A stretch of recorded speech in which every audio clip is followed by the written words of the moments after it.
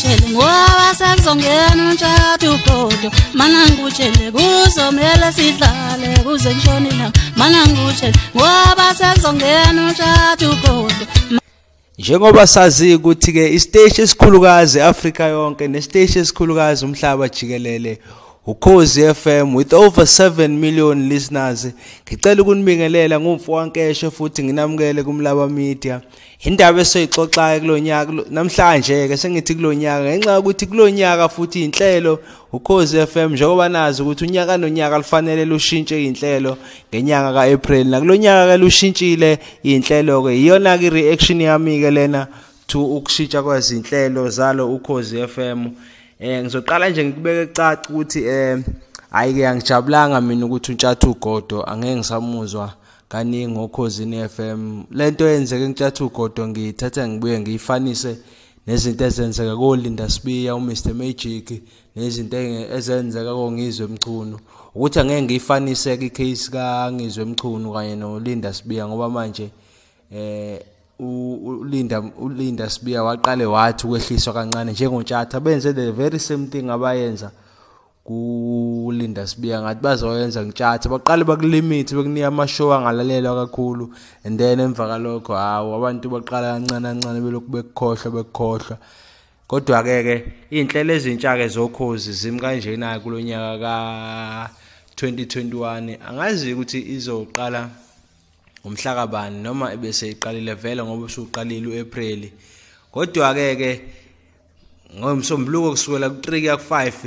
ulakhi inkosi kusukela ku3 ku5 kusukela ngolesibili kuyoshaya uLesihlanu uphinde phi bese kuthi ngo6 kuyoshaya u9 kusukela ngomsombuluko kuze kuyoshaya uLesihlanu kube uSipho Mbatha usigqemeza kanye noSisi uMroza Buthelezi bese kuthi ngo9 kuyoshaya u12 emini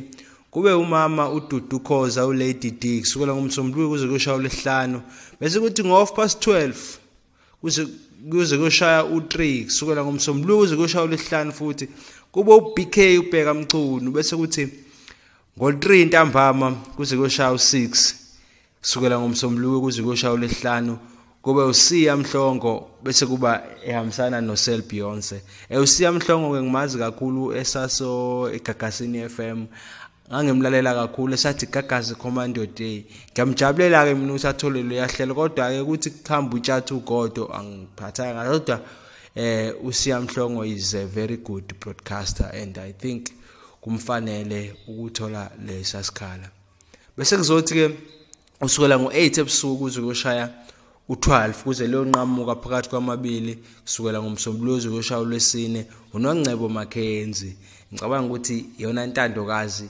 okhosini abona amabhinqa ngeke umuntu amthanda njengoNongcebo Mackenzie hayi intandokazi uNongcebo bese kuthi ke futhi ngoLwesihlanu kusukela ngo8 kuze kuyoshaya u12 phakathi kwamabili kuwo King's Feast kusukela ngo12 kuyoshaya u3 Monday to Wednesday kube uye untshata ugodo awucabange untshata ngobe uzongena ngoMonday kuyoshaya uWednesday kuphela insuku ezintathu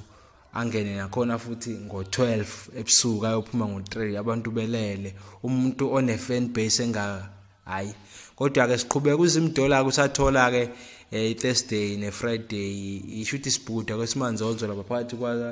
kwa12 kuya ku3 bese uma fresh yabuthola uSaturday umgqibelo insizwe eyishayayo ke lezi insimbi lezi zama house oma fresh uDJ angibanye ngibahloniphayo ngempela umsebenzi bayawazi bese kuzothi umgqibelo kuNkosinathi Mshengu ukhona kusukela ngo3 kuya ku6 bese kuthi current affairs kusukela 6 7 ngomgqibelo ulakhe inkosi uzimdola bayabuya futhi ngomgqibelo uzimdola ungena ngenani koshaya u12 shothi usigiya ngengoma kodwa uyabuya futhi untshatu ugodo kusukela ngo12 kuya ku3 ngomgqibelo ukuthi angazi ukuthi uzobe esadlala uMaskandi ngicabanga ukuthi uzobe esadlala uMaskandi uzobe edlala oma top 29 ziningi kodwa inhlelo ezikhona kungaphela usuku mangase ngiqhubeke ngithi ngiyayichaza lezi inhlelo engaka kodwa ke bengizama ukuthi ngibeke uvo lwami ngendaba kaNtshatu ugodo ongasezi kuba mningi eradweni kube mnandi ukuthi uzoyivula iradio kukhuluma umfana onezibongo ezimbili uNtshata uKhathide umfowanggobe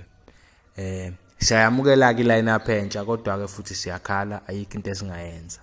umfowankeshe ngiyabonga mana ngutshele ngoba sekuzongena umtshado ugodo mana ngutshele kuzomela sidlale kuze ngishone ilanga mana ngutshele ngoba sekuzongena umtshado ugodo